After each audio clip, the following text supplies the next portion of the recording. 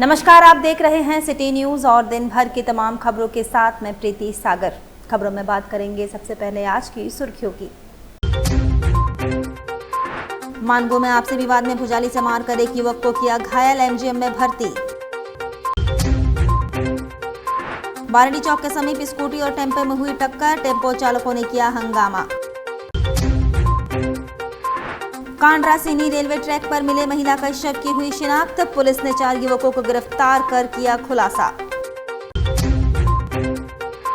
और टेल्को में एक महिला की लोहे की रड से बेरहमी से पिटाई, राज्य महिला आयोग की पूर्व अध्यक्ष कल्याणी शरण ने आरोपियों के खिलाफ की कार्रवाई की मांग। खबरें अब विस्तार से। कांड्रा सीनी रेलवे ट्रैक पर मिले महिला का शव की हुआ शिनाख्त, हत्या की पुष्टि, 4 युवक गिरफ्तार, पुलिस ने किया सनसनीखेज खुलासा। कांड्रा थाना अंतर्गत बीते 3 जून को कांड्रा सीनी रेलवे ट्रैक पर भालुक पहाड़ी एवं भावदा गोड़ा गांव के बीच 60 वर्षीय महिला का सर कटा शव बरामदगी के मामले का पुलिस ने उद्भेदन करते हुए 4 युवकों को गिरफ्तार किया। वहीं महिला की पहचान मनोहरपुर निवासी मैनू मझियाइन के रूप में की गई।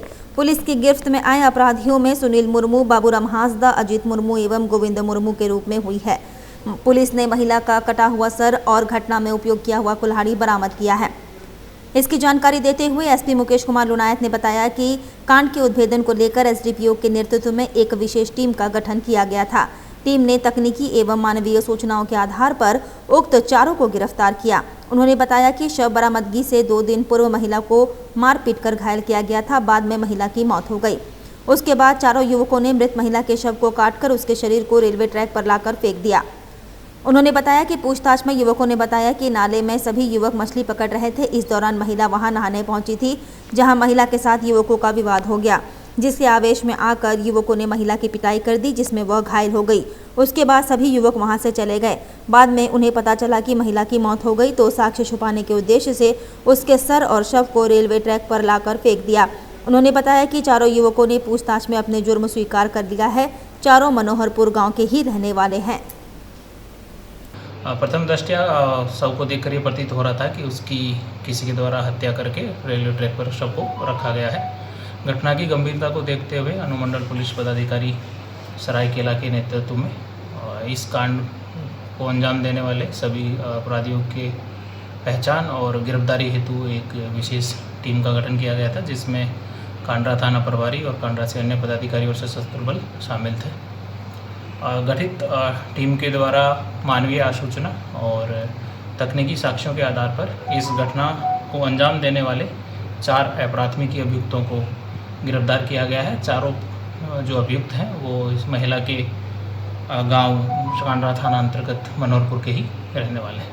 हत्या करने का कारण, जहाँ तक हत्या के कारण की बात है, तो पूछताछ के क्रम में यह बात पता चली है कि मनोहरपुर गाँव में ही 31 मई के दिन ये महिला गांव में ही जो बरसाती नाला बहता है उसमें स्नान करने के लिए गई थी। तो 4 लड़का जो पकड़ाया है वहाँ पे मछली पकड़ रहा था, तो उसी में उसके महिला के द्वारा तालाब को, ये नाला को गंदा करने के की बात बोलते हुए इस पर आपत्ति दर्ज की गई। फिर इनमें आपस में गाली गलौज हुआ। उसी में महिला जैसा कि अभियुक्तों द्वारा बताया गया है कि महिला के द्वारा इनके साथ गाली गलौज किया गया। इसी क्रम में इनके द्वारा उसको थप्पड़ मारा गया और उसके बाद वहीं पे लाठी डंडा से मारा गया। वो बेहोश हो गई और उस क्रम में इन लोगों को लगा कि उसकी मृत्यु हो गई है और फिर उसकी हत्या करते हुए ये लोग वहाँ से उसी दिन बदवा गोड़ा के ही जंगल में करीब 2 से 3 किलोमीटर दूर उसके लाश को लेके गए। और अगले दिन इनके द्वारा घर से पुनः घर जाकर कुल्हाड़ी लाकर उसका सर काटा गया। सर को दूसरी जगह पे पत्थर से ढक के छुपाया गया और इस साक्ष्य मिटाने के नियत से जो सिर कटा हुआ लाश था उसको बदवागोड़ा रेलवे ट्रैक पर रखा गया ताकि दुर्घटना के रूप में प्रतीत हो। महिला और आरोपी नहीं, ऐसी कोई रिश्तेदारी नहीं है, सभी लोग एक ही गाँव का है। इधर मानगो स्थित मुंशी मोहल्ला में आपसी विवाद में भुजाली से मारकर एक युवक को घायल कर दिया गया। गंभीर स्थिति में इलाज के लिए एमजीएम में भर्ती कराया गया। मानगो स्थित मुंशी मोहल्ला में आपसी विवाद में वकील नामक युवक ने भुजाली से मारकर मोहम्मद अफाक को बुरी तरह से जख्मी कर दिया। घटना की सूचना मिलने पर मौके पर पहुंचे थाना प्रभारी निरंजन कुमार ने घायल को इलाज के लिए एमजीएम अस्पताल में भर्ती करवाया। वहीं आरोपी की गिरफ्तारी के छापामारी अभियान चल रहा है। हाँ थोड़ा बहुत थोड़ा किया। कहाँ रहते हैं आप लोग? मुंशी महल्ला मानगो। कौन मारा इसको कुछ पता चला? वो वकील बोल के है, सामने ही घर में है। अच्छा। वो बहुत सूंघने वाला नशा, ये वो नशा बहुत करता है। क्या चीज़ से मारा है? लगता है भुजाली से मारा है सर, यहाँ का कट गया पूरा। चाकू लटका हुआ चाकू है। से? भुजाली। अच्छा, बुझाली से मारा है। हाँ, और ऐसा यहाँ काटा है, यहाँ काटा क्यों है। मारा इसको? वजह वो एक तो मोबाइल लिया था ये, तो ये जिस आदमी से लिया था उसको बोला कि डब्बा दो, तब हम पैसा, और नहीं तो मेरा पैसा वापस करो और मोबाइल ले लो। कब मोबाइल खरीदा था? कल परसों का बात है। परसों खरीदा। तो ये पियक्कड़ आ गया बीच में। हाँ। और ये लनफन गाली गलौज करने लगा। हाँ। बस यही वजह से झगड़ा हुआ सर। कब आज? हाँ तो मोबाइल परसों खरीदा था? हाँ सर। किससे परसों खरीदा? झगड़ा हुआ था। क्या नाम है उसका? उसका नाम है वकील। वकील से खरीदा है? वकील से नहीं खरीदा, वकील थर्ड पार्टी के बीच में नशेड़ी वो मारा है? मारा जो, उससे कोई मतलब नहीं है। खरीदा किससे था मोबाइल? वो दूसरा आदमी से खरीदा। क्या नाम है मालूम है उसका? नहीं मालूम है सर। तो ये वकील क्यों मारा इसको? वकील नशा में वो बीच में खड़ा होके अजर गजर कर रहा था, इसको मेरा नाती को माँ का गाली दे दिया। उस दिन भी ब्लेड से मारा था। कब? 2 दिन पहले भी झगड़ा हुआ है? हाँ, उस दिन भी। वकील कहाँ रहता है? वकील मेरे घर के बगल सामने रहता। पड़ोसी है? हाँ हाँ हाँ। जानते हो उस लड़का को? हाँ हाँ सर, वही मारा है? हाँ सर। मोबाइल मतलब खरीद बिक्री में, हाँ जो है आपस में सब 1,500 में एक मोबाइल खरीदा था और उसको फिर मोबाइल का डब्बा नहीं दिया था। इब्राहिम नाम के लड़का से, लड़का आफाक नाम का वो ख़रीदा था। तो डब्बा जो है मोबाइल का वो मांग किया था। इसी दौरान दोनों में नोकझोंक हुआ, मोबाइल डब्बा नहीं दिया है। इसके बाद इसी दौरान उसका जो इब्राहिम का एक दोस्त है, उसका नाम है वकील खान, तो वकील खान के साथ नोकझोंक पर उसने ब्लेड चलाया तो उसका गर्दन में लग गया। गर्दन कट गया उसका? अभी इसका इलाज चल रहा है और हम लोग इस संबंध में आगे जो है आवेदन लेकर कर रहे हैं। उधर बारेडी चौक के समीप स्कूटी और टेम्पो में टक्कर, साक्षी में टेम्पो चालकों ने किया हंगामा।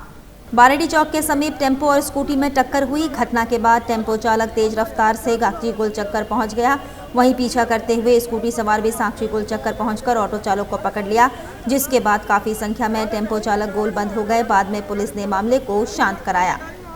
मेरा गाड़ी में मारा, गाड़ी में मारे नहीं है तो भैया देखिए ना, गाड़ी में मारे नहीं है भैया। कैमरा ऊपर हेलो, लालू बोल रहे हैं। वहीं टेल्को थाना क्षेत्र की घटना है, जहां रूबी कुमारी नामक एक महिला को लोहे की रॉड से बेरहमी से पिटाई किया गया। राज्य महिला आयोग के पूर्व अध्यक्ष कल्याणी शरण ने आरोपियों के खिलाफ कार्रवाई की मांग की है। बताया जा रहा है कि घायल पीड़ित महिला रूबी कुमारी के घर के पहला तल्ला से पानी नीचे गिरने को लेकर टाटा मोटर्स के कर्मचारी ईश्वर चंद दास और उसकी पत्नी से विवाद हुआ था, जिसे लेकर पति पत्नी ने दोनों मिलकर रूबी कुमारी के साथ मारपीट किया। लोहे की रड से मारा गया, जिससे रूबी कुमारी के दोनों हाथ और सिर पर गंभीर चोट आई है। जगह जगह पर जख्म के निशान हो गए हैं। वहीं पीड़ित घायल महिला रूबी कुमारी ने टेल्को थाना में मामला दर्ज कराया है। पीड़ित महिला रूबी कुमारी ने कहा कि पहले तल्ले के छत से पानी गिरने को लेकर विवाद हुआ था और टाटा मोटर्स के कर्मचारी ईश्वर चंद दास की पत्नी ने मुझे लोहे के रड से हमला किया, जिससे दोनों हाथों के जख्म के निशान हो गया है। जब इसकी शिकायत उसके पति ईश्वर चंद दास से की तो उन्होंने भी मुझे मारपीट किया। मैडम क्या हुआ था? परसों हमको क्लास जाना था, जल्दी से नहा के हम सूर्य भगवान का पूजा कर रहे थे, तो गंदा गंदा गाली देना शुरू की कि पानी डाल रही है, ये डाल रही है, वो डाल रही है, वो डाल रही है। तो हम उसको चुप कराने गए। वो गाली हम लोग के मुँह में भी नहीं आएगा, इतना गंदा गाली है, इतना गंदा शब्द है। तो उसके बाद क्या हुआ कि हम नीचे गए, हम बोले चुप हो जाओ, सब फ्लैट का लोग सुनेगा, क्या बोलेगा कि ऐसे ही रहते हैं टेल्को का लोग सब। तो ना तब तक मैं ना मेरा दोनों हाथ खींच के क्रॉस कर दी है, और लोहा था कि छोलनी था, पता नहीं क्या चीज़, एकदम दनादन मार रही है और हम चिल्ला रहे हैं। फिर एक लड़का था टाटा मोटर्स का, वो दौड़ के आया है, वो बचाया है मेरे को, वो लोग सबको बचाया है मेरे को। फिर कल क्या हुआ है कि फिर कल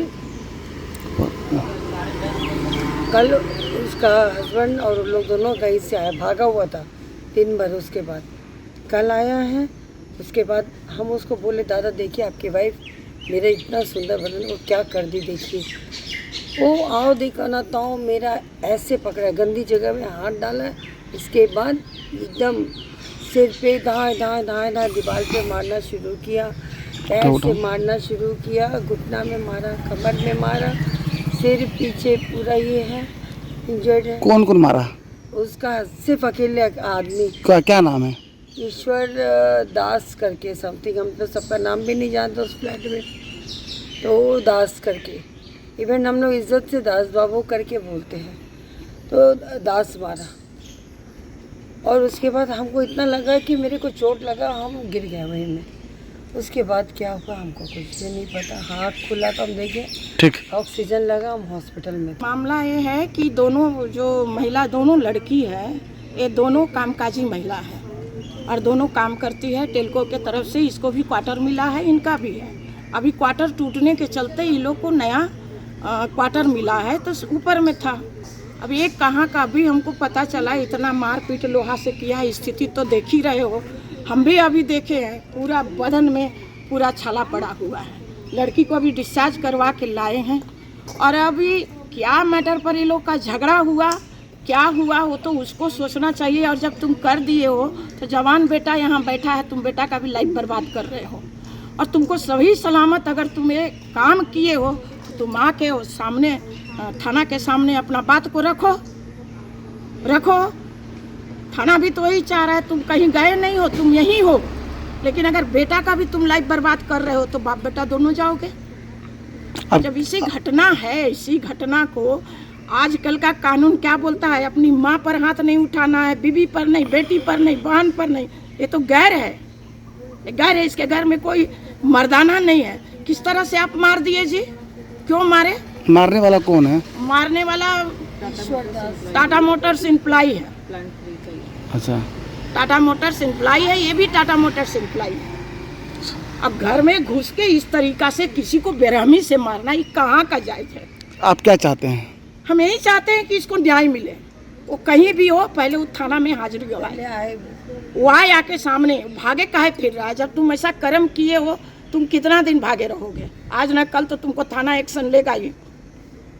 बस यही हम चाहते हैं कि इसको न्याय मिले। और मानगो में नशा का कारोबार करने वाली महिला गिरफ्तार, ब्राउन शुगर समेत अन्य नशा का सामान जब्त। अपराधियों के खिलाफ जारी कार्रवाई में जमशेदपुर के मानगो पुलिस को एक बड़ी सफलता हाथ लगी है।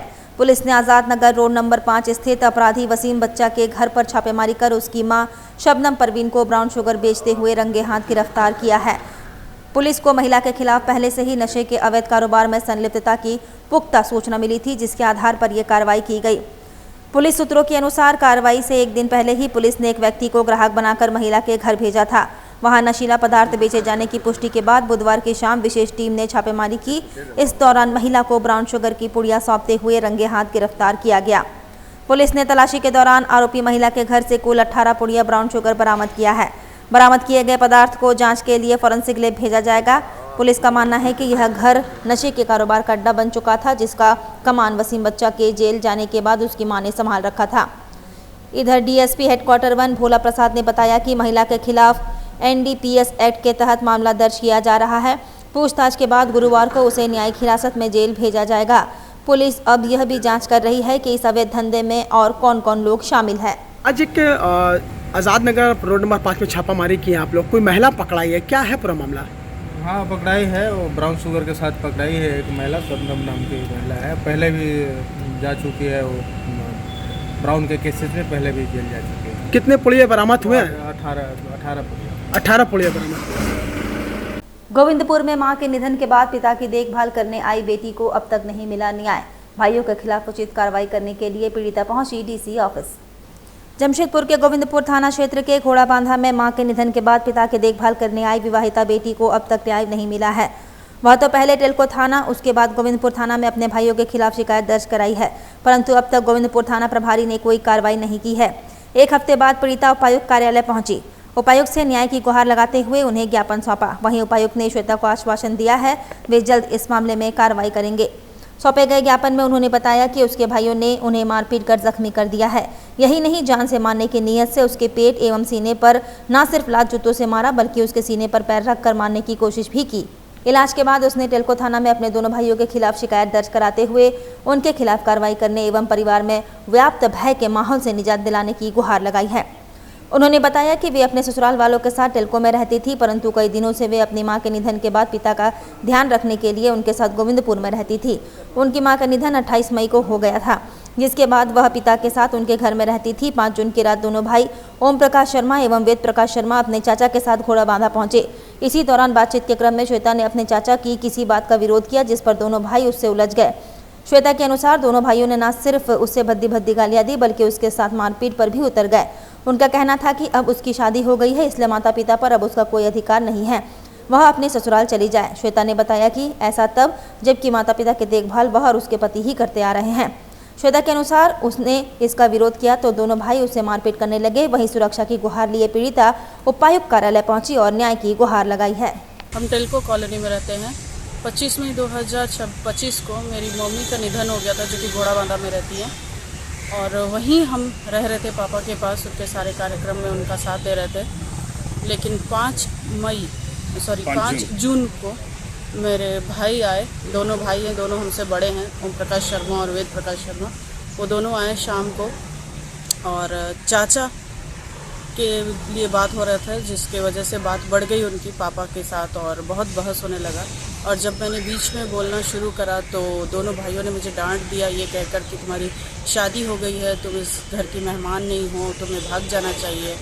और जब पापा ने और मैंने दोनों ने इसका विरोध किया तो दोनों भाइयों ने मुझे बहुत मारा, बहुत गंदी गंदी गालियाँ दी, और जिससे मेरे होंठ फट गए। मेरे नाक क्या चीज़ से वार किया आपके साथ? सामान तो कुछ नहीं था, मगर घूसे, लात, जूता, हर चीज़ से मारा है मुझे। इंटरनली बहुत ज़्यादा चोट। कोई लोग बचाए नहीं अब? और बचाने में सिर्फ मेरे पापा और मेरी बेटी थी, जो कि 11-12 साल की है, और उन्होंने ही मुझे बचाया। और उस दौरान उन्हें भी बहुत चोट आई है, और तो कोई नहीं बचा पाए। लेकिन उसके बाद आस पड़ोस के लोग थे, मगर वैसा कुछ बचा नहीं पाए वो मुझे। उसके बाद जब हम हॉस्पिटल में अपना 2 दिन का ट्रीटमेंट कराने के बाद टेल्को थाना गया तो उन्होंने ट्रांसफ़र कर दिया केस, ये कहकर कि ये गोविंदपुर थाना पड़ता है। और गोविंदपुर थाना से भी मुझे अभी तक किसी तरह का कोई हेल्प नहीं मिला है। थाना प्रभारी ने अभी तक एक बार भी हमें बुलाकर हमसे ये जानने की कोशिश नहीं की है कि परेशानी क्या है, हम लोग क्यों इतने मतलब दौड़ रहे हैं, क्या केस है, कुछ भी नहीं। थाना कौन सा आता है? पापा लोग जिस जगह रहते हैं घोड़ा बांधा, वो गोविंदपुर थाना पड़ता है। और इसीलिए 1 सप्ताह के बाद लास्टली हमें डीसी ऑफिस आना पड़ा है। हमने एक लिखित कंप्लेन यहाँ कराया, डिपॉजिट किया है इसकी रिसीविंग ली, और उन्होंने आश्वासन दिया है कि हमें न्याय ज़रूर मिलेगा। आप कहाँ रहती है? हम टेल्को कॉलोनी में रहते हैं। अपने पति, मेरी सास है, मेरी एक बेटी है जो कि 12 साल की है, सब। क्या नाम हुआ? हमारा नाम श्वेता शर्मा है। इलाज कहाँ कराए थे आप? हम टेल्को हॉस्पिटल में इलाज कराए थे। डॉक्टर अहमद ने मेरा फर्स्ट ट्रीटमेंट कराया। MGM क्यों नहीं है?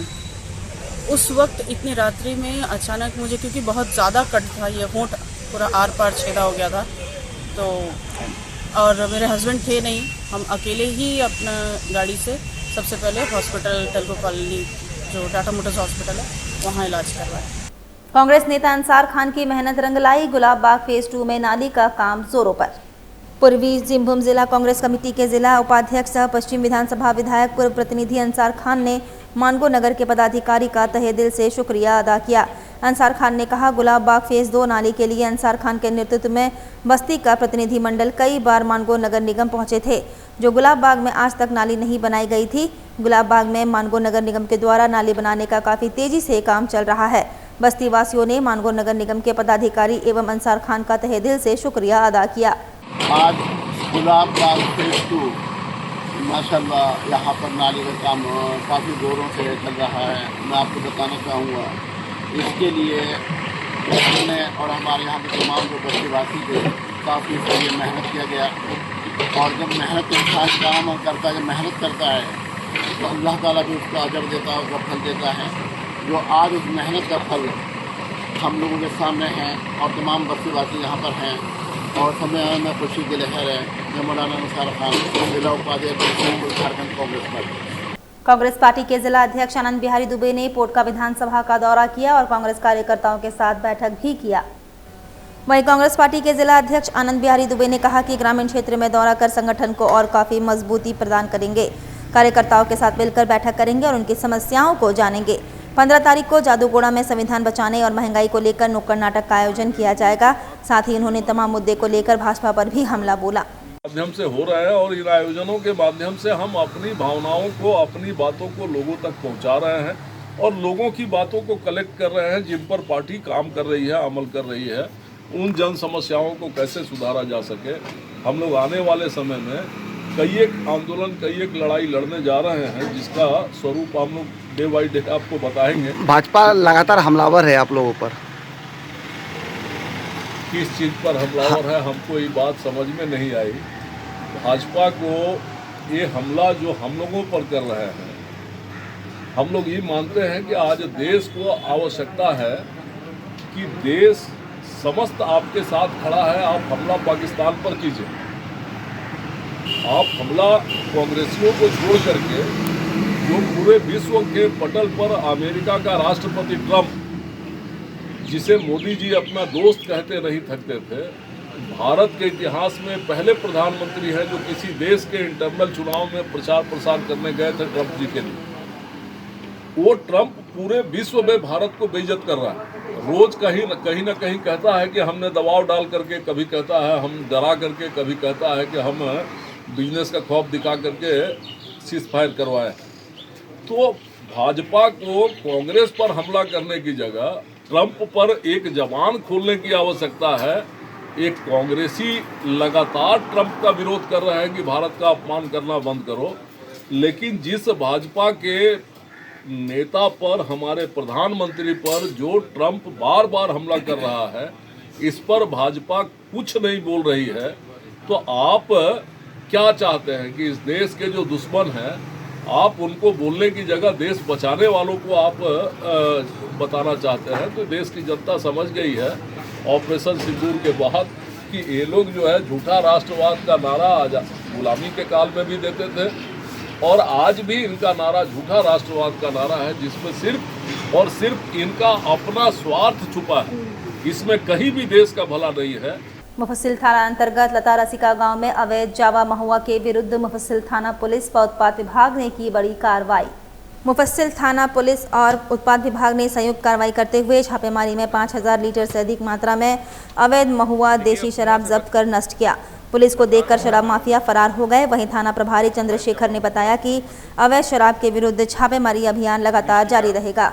जमशेदपुर के टाटा मोटर्स टाउनशिप में ARC सिविल मजदूरों का काम बंद होने से मजदूरों में भुखमरी की स्थिति पैदा हो गई है। मजदूरों का आरोप है कि टाटा मोटर्स प्रबंधन ने सुरक्षा जोखिम के नाम पर काम बंद कर दिया है, जबकि दुर्घटना कारखाना के अंदर हुई थी और उनका काम टाउनशिप के क्वार्टर के अंदर मरम्मत का है। टाटा मोटर्स प्रबंधन ने दूरभाष के माध्यम से कहा कि वह वेतन देगी, लेकिन जिसको प्रबंधन का कहना है कि उन्हें इस बारे में कोई जानकारी नहीं है। मजदूरों ने उप श्रमायुक्त श्रम अधीक्षक से अनुरोध किया है कि वे दोनों प्रबंधन से बात कर उनकी समस्या का समाधान करें और बंद काम के दौरान का वेतन दिलवाएं। मजदूरों का कहना है कि एक तो उन्हें पूरा महीना काम नहीं मिलता और अब 8 दिन काम कम होने की वजह से स्थिति और खराब हो गई है। मजदूरों ने प्रबंधन से काम चालू करने और वेतन देने की मांग की है। बताया जा रहा है कि 4 जून 2025 को टाटा मोटर्स कारखाना के अंदर एक मजदूर की दुर्घटना हुई थी, जिसके बाद प्रबंधन ने एहतियात के तौर पर काम बंद कर दिया, लेकिन मजदूरों का आरोप है कि प्रबंधन उन्हें प्रताड़ित करने के लिए काम बंद कर रहा है। हम लोग टेल्को टाउन सिविल ऑफिस में हैं। क्या है मांग आप लोग? मांग हम लोग का कुछ नहीं है। हम लोग इतना दिन से काम करते 20 साल 22 साल, कोई ऐसा भी है कि 40 साल से काम करते हुए आ रहा है। तो काम में अचानक बैठा दिया गया है, काम बंद कर दिया। क्यों बंद कर दिया? बंद किया कि अंदर साइड कंपनी अंदर में एक तो एक्सीडेंट हुआ था, उसका वजह से आउटसाइड का भी काम बंद करा दिया। इससे क्या काम लिया जाता था? काम हम लोग का सिविल का है, लकड़ी का है और आपका चूना पेंट का भी है। मेंटेनेंस बोला जाता है इसको, ठीक है। क्या बोल रहा मैनेजमेंट? क्या मैनेजमेंट इतना ही बोल रहा है कि अब तो हम लोग कुछ डिसीजन नहीं ले सकते हैं। कंपनी अंदर में 100 एक्सीडेंट हुआ था, उसका वजह से हम लोग को टाउन सिविल का भी बंद करा दिया। किस ठेकेदार के अंदर में आप लोग काम कर रहे हैं? हम लोग ठेकेदार है अनिल ठाकुर। जिसको कितने कर्मचारी है? कर्मचारी है आपका 150 लगभग। सभी लोग धरना पे? जी हाँ। क्या समस्या आ रही है? समस्या ऐसे कुछ नहीं है, हम लोग को काम दे ताकि बच्चा लोग भी पढ़ रहा, अभी घर का भी राशन पानी चलेगा और भी तो कुछ खर्चा है। डेली कमाने खाने वाला आदमी है, तो फिर अभी तो काम से बैठा दिया। 7 दिन हो गया काम बंद करके रखा कंपनी। वेंडर का तो कोई गलती नहीं, क्योंकि वेंडर लोग तो अब काम देगा तभी जाके लोग काम कराएगा। वक्त तो चला है अब एक छोटी सी ब्रेक का। ब्रेक के बाद खबरें और भी है, तब तक के लिए देखते रहिए सिटी न्यूज़। रेमंड अपने कपड़ों और परिधान उत्पादों विशेष रूप से शूटिंग्स शर्टिंग्स कपड़ों के लिए प्रसिद्ध है। लोग शादी के सीजन में खासकर रेमंड के ही सूट्स की खरीदारी करते हैं, तभी तो रेमंड द कंप्लीट मैन कहा गया है। साथ ही रोजाना ऑफिस में पहनने के लिए फॉर्मल्स कपड़े भी लोग रेमंड के ही पसंद करते हैं। अब जमशेदपुर के मानगो में भी रेमंड शोरूम का नया ब्रांच खुल गया है, जहां आप अपने पसंद की शूटिंग शर्टिंग्स रेडीमेड और एक्सेसरीज की जमकर खरीदारी कर सकते हैं। रेमंड शॉप में चल रहा है स्पेशल ऑफर। यहां आपको 15,000 की खरीदारी पर मिलेगा एक सिल्वर कॉइन मुफ्त, साथ ही 5,000 की खरीदारी पर एक पिलो। हमारा पता है opposite nature park, road number 15, Jawahar Nagar, Mango, Jamshedpur. हमारा फोन नंबर है 7870302288।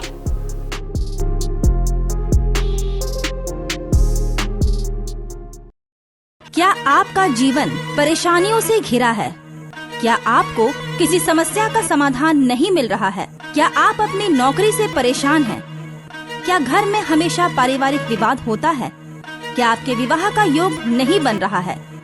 ऐसे कई समस्याओं का समाधान पाने के लिए एक बार अवश्य मिले एस्ट्रोलॉजर अभिषेक मिश्रा से।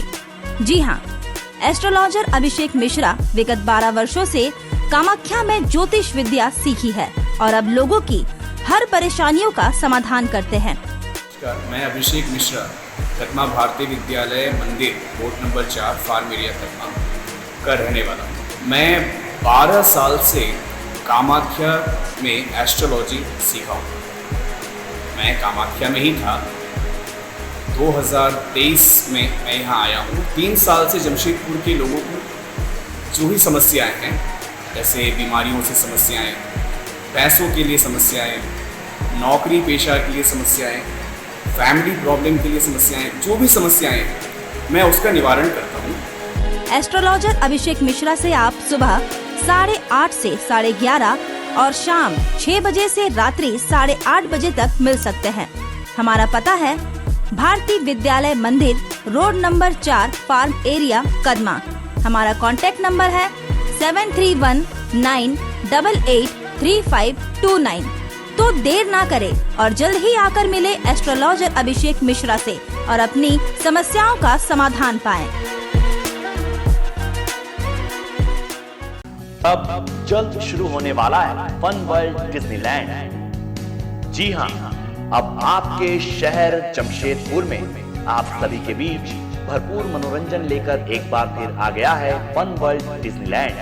सबसे शानदार और पुराना फन वर्ल्ड डिज्नीलैंड इस बार फन वर्ल्ड डिज्नीलैंड करेगा मौज और मस्ती की बरसात। एंटरटेनमेंट का बादशाह डिज्नीलैंड लेकर आया है आपके शहर जमशेदपुर में थ्रिल, एक्साइटमेंट और एंटरटेनमेंट का सैलाब, यानी पूरा विदेशी मनोरंजन नगरी डिज्नीलैंड में सिमट कर आ गया है साक्षी आम बगान मैदान यानी जमशेदपुर में, जहां मनोरंजन, मस्ती और उसके साथ तरह तरह के राइड्स, अंतर्राष्ट्रीय झूले और खेल।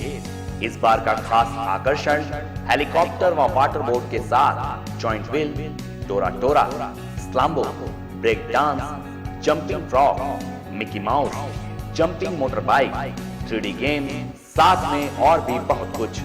हैंडलूम और हैंडीक्राफ्ट के सैकड़ों आइटम्स के साथ जायकेदार लज्जेदार व्यंजनों का मजा भी आप यहाँ ले सकते हैं। तो ना करें देर, जल्द पहुंचे फन वर्ल्ड डिज्नीलैंड, साक्षी आम बगान मैदान, जमशेदपुर में शाम 4 बजे से रात 10 बजे तक। बेहुनर आदमी जिंदगी भर नौकरी की तलाश में भटकता है और हुनरमंद इंसान को नौकरी तलाश करती है।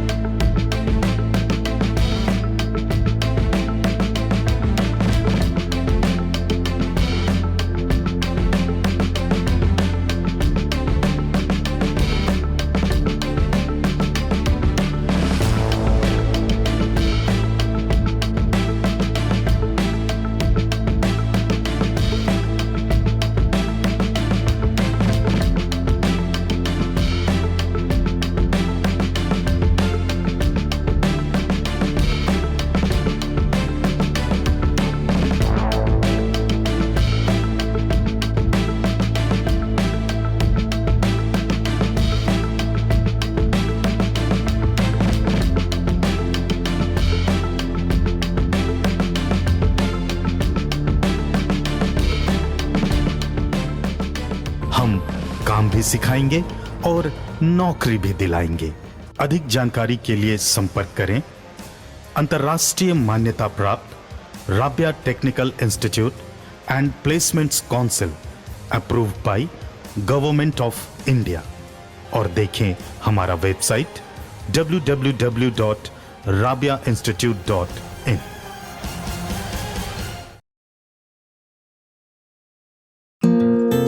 My Comfy Decor. Personalize your home. Here, you'll get best quality garments items.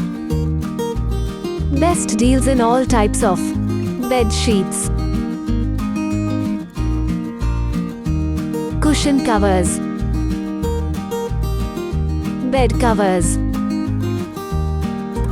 comforters, sofa set covers, divan set, curtains, doormats, and many more items for your home decoration. Exciting offers going on.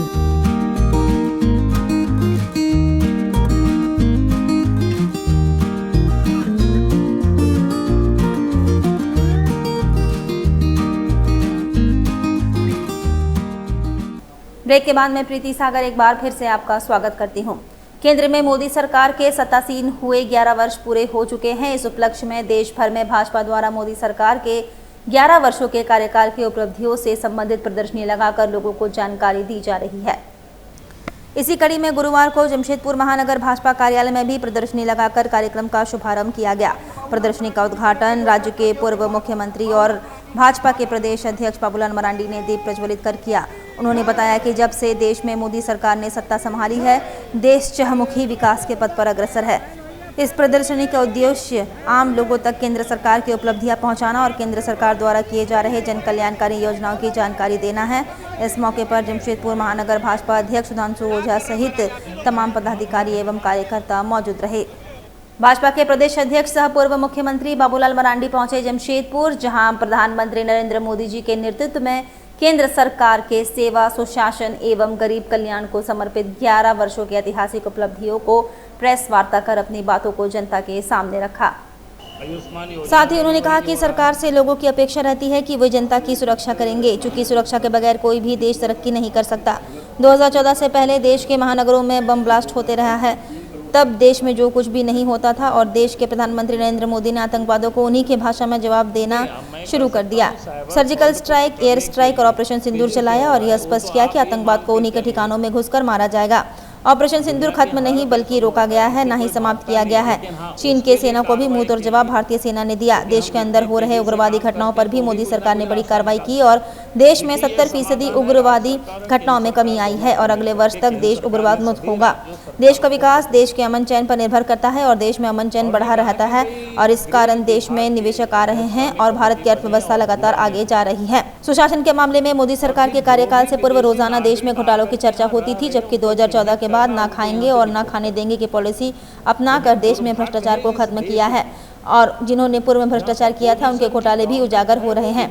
Defence के क्षेत्र में पूर्व में कई तकनीकी उपकरण बाहर से आयात किए गए थे, लेकिन आज के दिन 60% डिफेंस सिस्टम भारत में निर्माण हो रहा है और अब भारत खुद विदेशों में डिफेंस सिस्टम एक्सपोर्ट किया जा रहा है और भारत में बने डिफेंस सिस्टम के पराक्रम को दुनिया ने ऑपरेशन सिंदूर के दौरान देखा।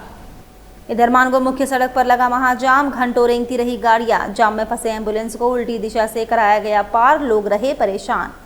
मानगो मुख्य सड़क पर लगा महाजाम, इस जाम में घंटों गाड़ियां रेंगती रही। जाम की सूचना मिलने पर यातायात पुलिस जाम में फंसी हुई एम्बुलेंस को उल्टी दिशा से पार कराया। घंटों मशक्कत के बाद लोगों को जाम से मुक्ति मिली। बताया जा रहा है कि मानगो में फ्लाईओवर का निर्माण कार्य एवं बड़ी बड़ी वाहनों का मानगो पुल पर बेवजह खड़ी रहने के कारण जाम से लोगों को सामना करना पड़ रहा है।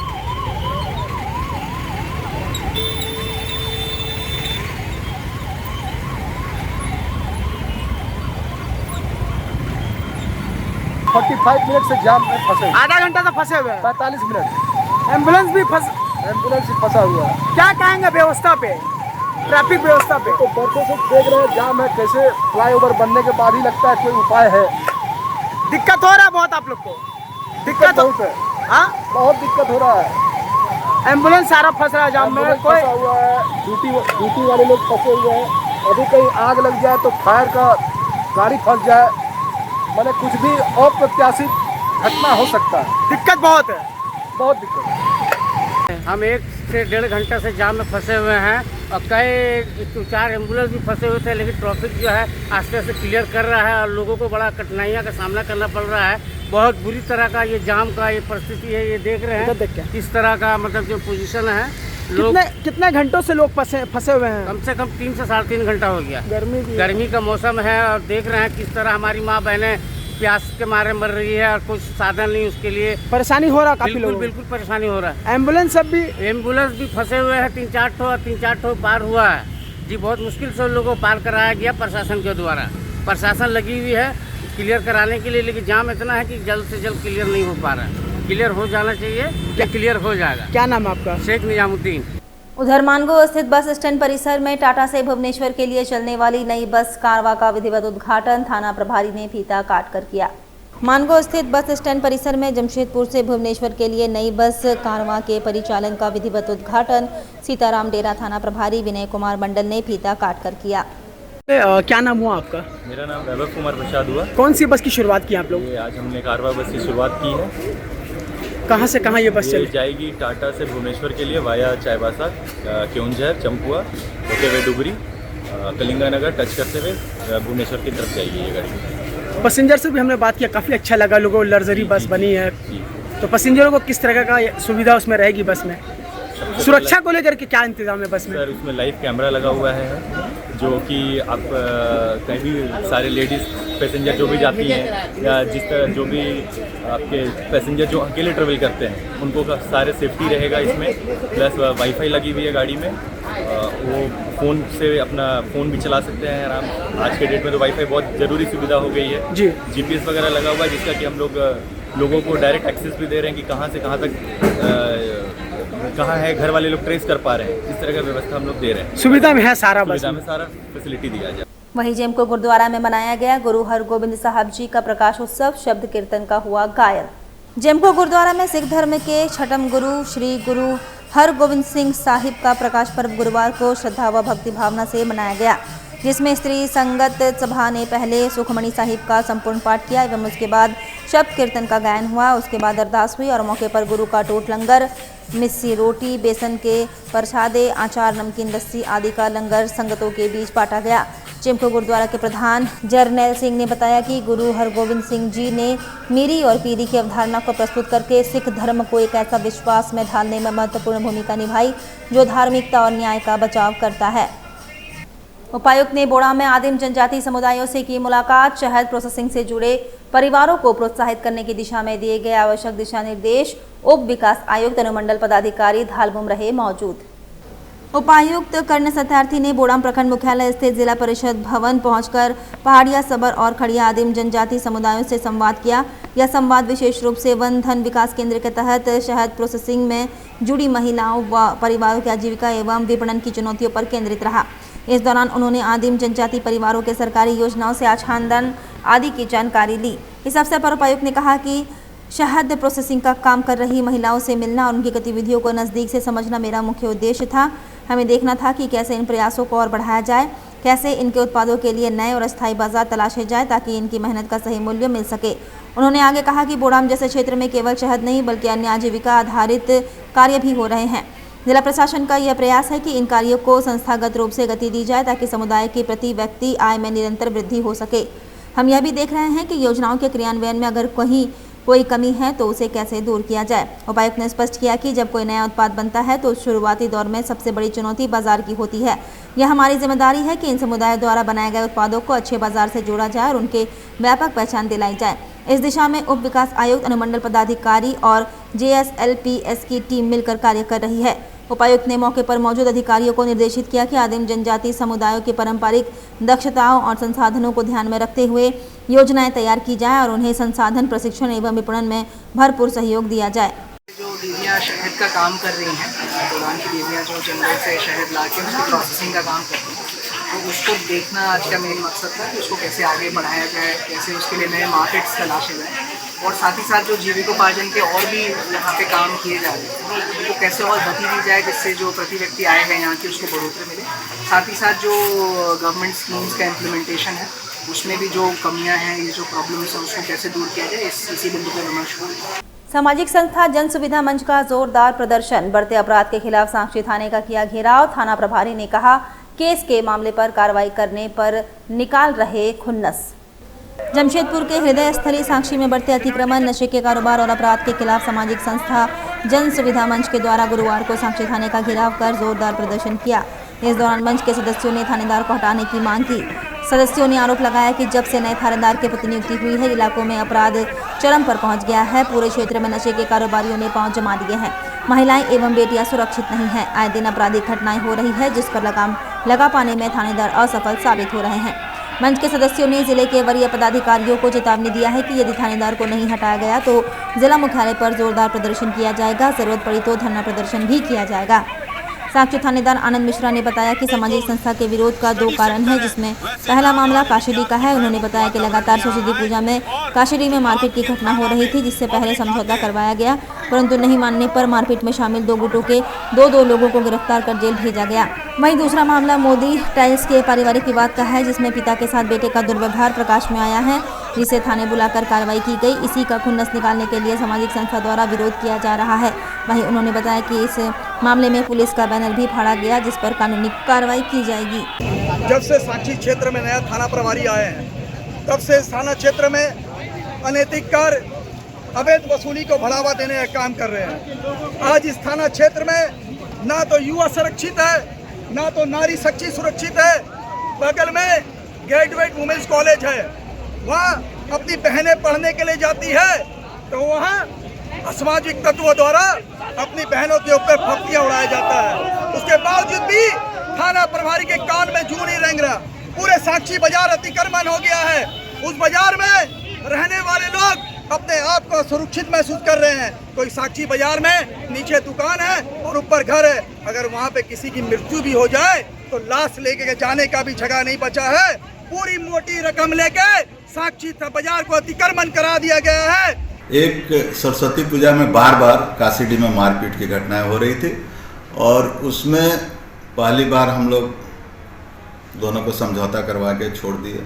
दूसरी बार वापस फिर मारपीट हुई। उस मारपीट में 2 आदमी को दोनों तरफ से जेल भेजा गया। एक तो वो घटना जिसका कि ये लोग, कई लोग इसमें से थे जो काफ़ी पैरवी कर रहे थे, जिसका पैरवी सुना नहीं गया।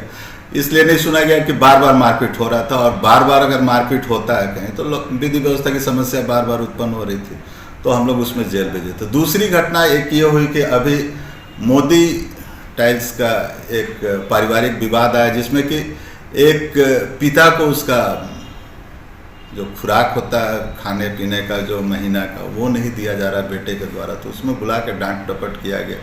तो इन सभी घटनाओं को लेकर ये सब था और देखते हैं। और थाना में प्रदर्शन हुआ तो कुछ हुआ भी है? हाँ, देखते हैं इसमें क्या किया जा सकता है। देखते हैं कि शायद बैनर वगैरह फाड़ा गया है पुलिस का, तो इस पर तो कार्रवाई की जाएगी। और झारखंड राज्य आउटसोर्सिंग कंप्यूटर ऑपरेटर संघ की जिला इकाई की ओर से गुरुवार को अपने पूर्व प्रायोजित आंदोलन कार्यक्रम के तहत जिला समाहरणालय के समक्ष 1 दिवसीय धरना प्रदर्शन का आयोजन किया गया। धरना प्रदर्शन का नेतृत्व कर रहे संघ के जिलाध्यक्ष संतोष मुखी ने बताया कि राज्य में आउटसोर्सिंग कर्मियों के लिए बनाई गई नियमावली में संघ की मांग को समाहित नहीं किया गया है, न ही कर्मचारियों के हित का ध्यान रखा गया है। कहा कि नियमावली के अनुसार किसी भी कर्मी की सेवा काल को अधिकतम 5 वर्ष रखा गया है, जिससे आउटसोर्सिंग कर्मियों की सेवा असुरक्षित हो गया है। साथ ही भविष्य में सरकार से किसी भी प्रकार के लाभ के लिए कोई दावा नहीं किए जाने का शपथ पत्र देने का प्रावधान किया गया, जो कि कर्मचारियों के मौलिक अधिकार का हनन है। कहा कि संघ की ओर से सरकार से नियमावली में समान काम के बदले समान वेतन, 60 वर्ष तक की सेवा, मध्य प्रदेश सरकार के तर्ज पर राज्य के सभी आउटसोर्सिंग कर्मचारियों को ठेका प्रथा से मुक्त करते हुए संबंधित विभाग में संविदा के आधार पर समायोजित करने एवं राज्य के सभी आउटसोर्सिंग कर्मचारियों के कार्यरत विभाग के कर्मियों का पद स्वीकृत करने की मांग की गई है। मांग के पूरा नहीं होने पर संघ ने चरणबद्ध आंदोलन का रुख अख्तियार किया है। इसके तहत 9, 10 एवं 11 जून को सभी कर्मियों ने काला बिल्ला लगाकर कार्य किया। 11 जून को संध्या 6 बजे से जिला मुख्यालय में कैंडल मार्च निकाला गया। 12 जून को समाहरणालय के समक्ष 1 दिवसीय धरना प्रदर्शन एवं 15 जून को रांची के मोहराबादी मैदान में 1 दिवसीय महाधरना का आयोजन किया जाएगा। जो हम लोग विगत कुछ वर्षों से जो हम मांगे कर रहे हैं सरकार से विभिन्न मेमोरेंडम के माध्यम से, उसमें जो सरकार वित्त विभाग द्वारा इस बार जो SOP आउटसोर्सिंग मैनुअल तैयार किया गया है, उसमें हमारे मांगों को नज़रअंदाज किया गया है, जिसको लेकर हम लोग उस आउटसोर्सिंग मैनुअल का विरोध प्रकट कर रहे हैं। इसके लिए आज हम लोग एक दिवसीय धरना प्रदर्शन का कार्यक्रम आयोजित किए हैं। लोहरदगा पुलिस को मिली बड़ी कामयाबी, खूंखार नक्सली संदीप भगत को गिरफ्तार कर भेजा गया जेल। SDPO वेदांत शंकर ने मीडिया को नक्सली संदीप भगत के आपराधिक गतिविधियों के बारे में जानकारी दी। पुलिस अधीक्षक सादिक अनवर रिजवी के निर्देश पर एक बार फिर से किस्को थाना पुलिस और सशस्त्र सीमा बल 32वीं वाहिनी को बड़ी कामयाबी मिली है। नक्सली संदीप भगत की गिरफ्तारी हेतु किस्को अनुमंडल पदाधिकारी वेदांत शंकर, इंस्पेक्टर चंद्रशेखर आज़ाद, थाना प्रभारी सुमन मिंज, SSB के इंस्पेक्टर मनीष चौबे और जवानों की टीम ने धर दबोचा। SDPO वेदांत शंकर ने बताया कि नक्सली संदीप भगत के विरुद्ध लोहरदगा जिला के किस्को, कुंडू और स्नेहा थाना के अलावा रांची के नामकुम थाना एवं सिमडेगा जिले के बानो थाना में आपराधिक घटनाओं को अंजाम देने और लेवी, रंगदारी, POCSO act, arms act, 17 CLA act जैसे कई गंभीर धाराओं में वांछित है। SDPO वेदांत शंकर ने बताया कि गिरफ्तार नक्सली संदीप भगत PLFI नक्सली संगठन में जुड़कर कई घटनाओं को अंजाम दे चुका है। इसका आपराधिक गतिविधियां लोहरदगा जिला में बढ़ गया था। सदस्य कुख्यात संदीप भगत जिसका नाम है, इसका ग्राम सिमंडी किसको ही पड़ता है, तो लोहरदगा जिला बल और SSB की संयुक्त छापेमारी में उसे पकड़ा गया है। इसके ऊपर हमने जांच की तो कुल 11 केसेस हैं जो विभिन्न थानों में हैं और ये थाने रांची, लोहरदगा और सिमडेगा में पड़ते हैं। पिछले कुछ दिनों से इसकी सक्रियता लोहरदगा में बढ़ गई थी, इस पर निगरानी रखी जा रही थी। सटीक सूचना मिलते ही हमने इस पर छापामारी की और इसे विधिवत रूप से न्यायालय को सुपुर्द किया। चलते चलते एक बार फिर से नजर डालेंगे अब तक की सुर्खियों पर। मानगो में आपसी विवाद में भुजाली से मारकर एक युवक को किया घायल, MGM में भर्ती। बारडी चौक के समीप स्कूटी और टेम्पो में हुई टक्कर, टेम्पो चालकों ने किया हंगामा। कांड्रा सीनी रेलवे ट्रैक पर मिले महिला का शव की हुई शिनाख्त, पुलिस ने 4 युवकों को गिरफ्तार कर किया खुलासा। और टेल्को में एक महिला की लोहे की रड से बेरहमी से पिटाई, राज्य महिला आयोग की पूर्व अध्यक्ष कल्याणी शरण ने आरोपियों के खिलाफ की कार्रवाई की मांग। और अभी के लिए बस इतना ही, कल फिर मिलेंगे कुछ अन्य खबरों के साथ। तब तक के लिए दीजिए सिटी न्यूज़ की पूरी टीम को इजाजत। नमस्कार।